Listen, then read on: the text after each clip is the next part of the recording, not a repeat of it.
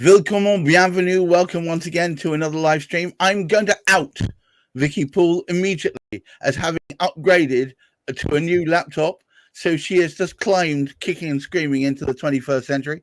But of course, at the moment, is going through password drought where she can't remember necessarily where everything is. So bear with her. But one thing is, look at this. Look, a live stream without it freezing every 6 seconds. It's wonderful. I know, exactly. She'll have to mimic it. And today's topic is an interesting one because it covers a multitude of sins. So I'll just call it lateness. Vicky, what the hell do you mean by late? Well, I'm late today. It's a start for 10 because I couldn't find my passwords. And I refer to people to my monologue on the way in. But yes, quite right. So this is a case in point. So, let's just kind of look at this. So I got my new laptop on Friday and I spent all the Friday setting it up. So you think Tuesday, Wednesday, the next week, it's fine, right? You would think that was perfectly applicable. Well, exactly. I use a password sharing system. So I log into that and it should be dead easy. Everything should work. Well, should is the appropriate word there. Things should work sensibly. What actually happened was you've got to set everything back up again. So as Gareth and I came into today's live stream, I had to log into my Google account because we do our lives through my personal email. Couldn't remember that. And then Google have this new thing now where you have to verify through your phone, which is fine. That's cool. Yes. So that took me like 6 minutes to do. Don't ask me why. I probably pressed the wrong button because I've got two profiles on my phone, 2 SIMs and 2 profiles. So by the time I got into that, I then had to set up my WhatsApp. And what ended up happening was this usual piece where I go, oh, it's time for my live stream with Gareth. Click a button and join. We're now 15 minutes in and we've just kind of got here and I'm still not streaming to my audience. So after we finish this, I've got to go into LinkedIn and then share it. It's carnage, absolute carnage.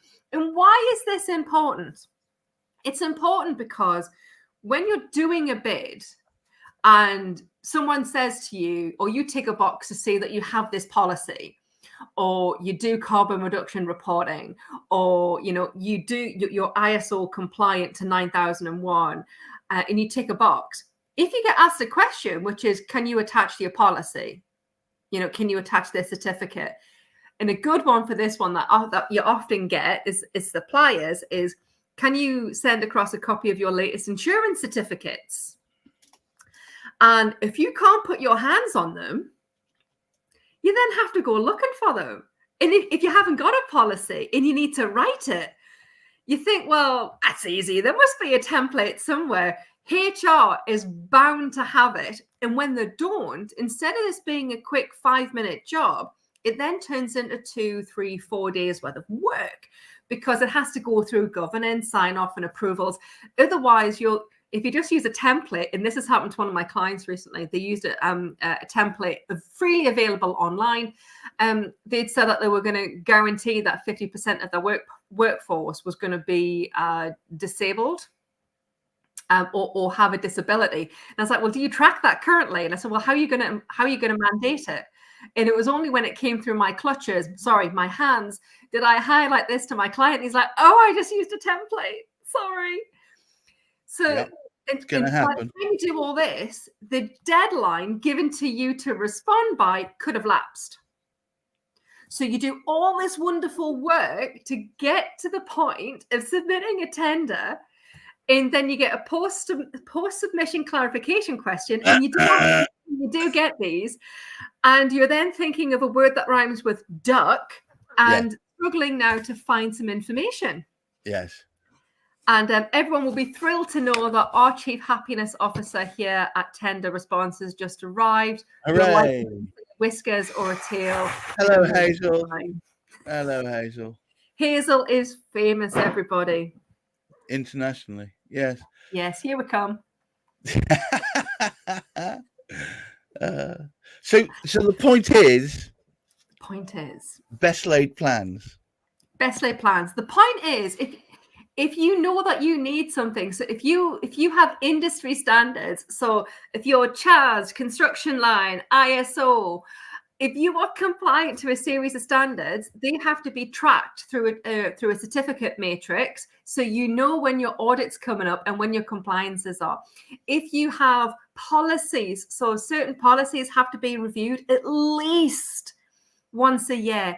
If you do anything in safeguarding, so there's a lot of tenders at the moment for children's services or adult social care services. If you deliver any of those services, safeguarding and levels, I beg your pardon, so level 4 is accredited every 3 years. And level 3 and below, you can be accredited to that level within 6 months of employment. But then you then have to track everybody's certificates, because some people might complete in January and therefore have a January renewal, and some might complete in June and have a June renewal. And if it's not part of your recruitment process, it probably should be, so that you can add all. And of course, if you're looking to automate some of this, you could have an enrollment form that your new starters complete that populates a new line on a spreadsheet. Just saying, we're getting quite into some automations here at Tender Response. And all this is incredibly important, because you know what? The one thing you're going to get asked for if you're delivering physical people into a service, you're going to be asked for a training matrices. A training matrix. A training matrix. Yes. So give you an example. A tender that we've seen recently, we didn't end up going for it in the end with our client, was supplying apprenticeships to people in the building space. Right. And this company would be managing the apprentice and taking them through their qualifications. And then at the end, they would, have a 6-month placement or whatever with these 2 new standards. Well, that has to be managed through a matrix. So then how can you demonstrate that you have done this successfully before? Training matrix.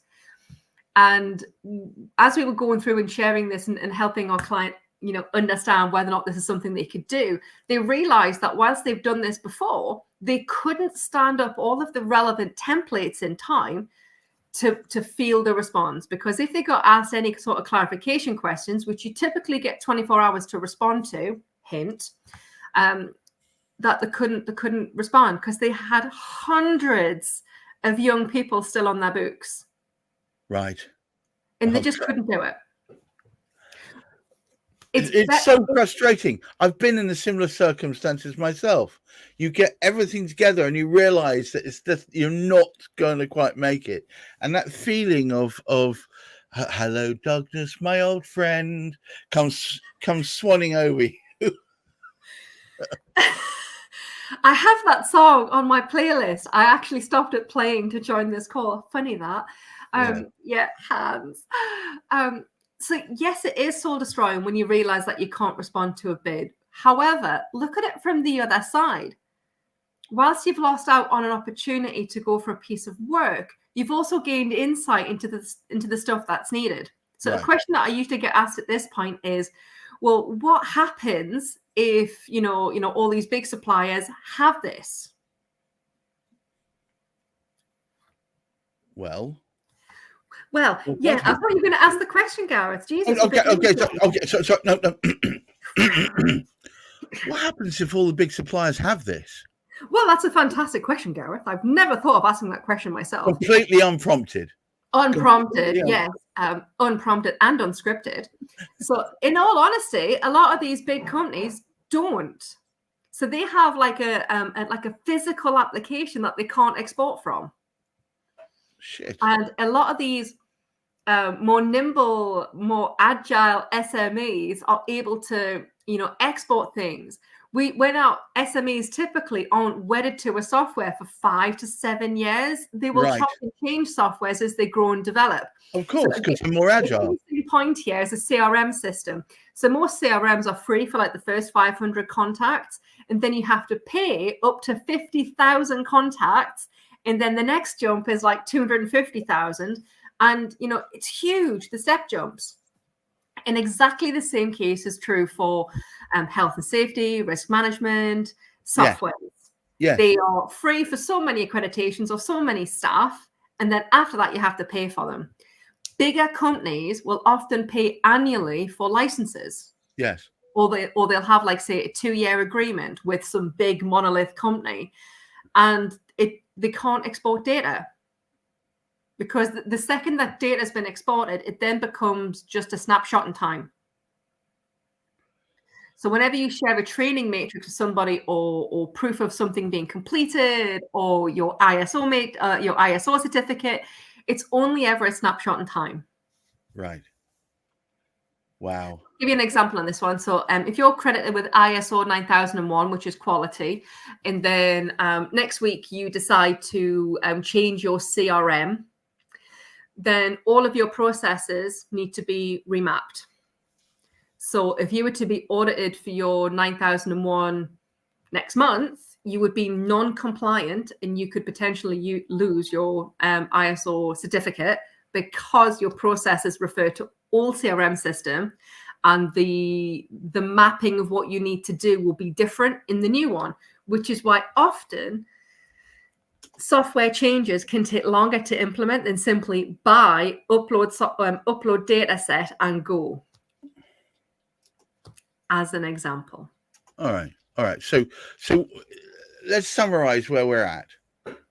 So summarize where you're at is lateness. So when you're responding to bids and to tenders, if you are saying that you have something, make sure you have it, because if you get asked to prove it, and they will check and they will ask you some questions, if you can't supply that inside of 24, 48 hours, you are likely to be binned off from the procurement process. So basically, don't lie.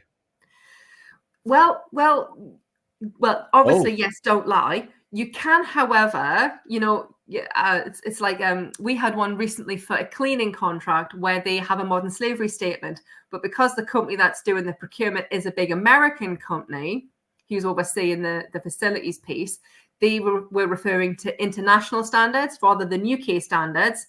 And it was like, we are compliant, we have this, this, and this. I wonder if it's a terminology change. But you have to be engaging and respond. If you choose not to respond, or you don't check the portal, you're late, you will get binned off from the process. So have all the information to hand and check the bloody portal. All right. So look, before we go, because I'm going to slightly wind this up, I want to talk briefly about, as usual, the support that Tender Response provide to people who are looking to get into potentially public sector tendering. Oh, yes. Talk through briefly what's on there, please. So on our resources tab, we've got some really useful stuff. So we've talked today about qualification, essentially, and making sure that you measure twice and cut once. So we have a qualification tool on our website that's free to download. You can customize it for your business. That's really helpful. And that's what a lot of our bid strategists use here when they're helping to qualify a bid in or out with a client. So that's one of the templates that we use. Something else which is on there that you might like in order to help you to maintain compliance is a carbon reduction plan. So this is something that's freely available from Crown Commercial Services, but it can be a bit of a pig to find unless you have the right URL. So we've just made that a little bit simpler for everybody and popped it on the website. Now, it's probably likely that everyone here who's tuning in has a question or two about public sector. What's all this about? It's a $6 billion a year industry. I've got questions. Is it right for me? If you have those questions, fear not. We've heard you. On the 9th of October, we're hosting a public sector sales kickoff event. And this is everything that you need to know about public sector sales. So it's the 9th of October. It's a Tuesday, no, beg your pardon. It's a Wednesday afternoon. So grab a pack of hobnobs or your favorite biscuit, a vat of tea and coffee, and join us. Yeah. That, yes. Don't even bother with a cup. Just get a pan, like one of those things that you fry that you do your pasta in, and just pour it steadily. Right, so, I'm going to be doing that. High time. I brought on the screen the WhatsApp number. Oh, the WhatsApp group. Yeah. So if you've got any questions at all about bids, tenders, what do I need to do to be compliant to sell into the stonemason contracts? There are stonemason contracts actually on public sector procurements. I know. Cemeteries, man, cemeteries. Not building new cathedrals then. Okay, just checking. No, replacement services for cathedrals, yes. Although depending on the cathedral, it will be under a church, or religious group, or it'll be part of National Trust, or it could be under the guise of the diocese. Encyclopedic knowledge. I told you. All right, look, what remains for me to say is thank you so much, Vicky. Late or not, she's always a boon to have on this channel. Remember, our focus is on helping you, no matter what size of company you are, as long as you provide a service that's required within the public sector, and that it could be anything from local government, council, or even parts of the NHS. No matter where it is, these could be contracts that are worth what, 10, 20,000 pounds over a period of 2-3 years. It means that you have effectively taken care of your run rate for that period of time. Seriously, it is well worth it. It's huge. It's huge. So contracts ranging from, like, I've seen contracts released this week ranging from £16,000 all the way up to 15 million. So the point about this is, don't bin it off just because you think you're too small to support it. There may well be a niche that you could provide the support for that they need.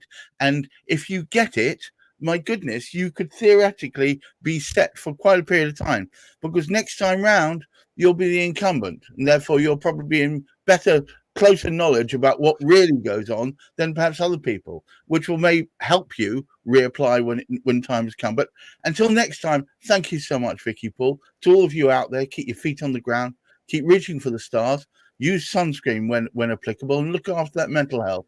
Bye-bye now. Bye, everybody. Thanks for tuning in.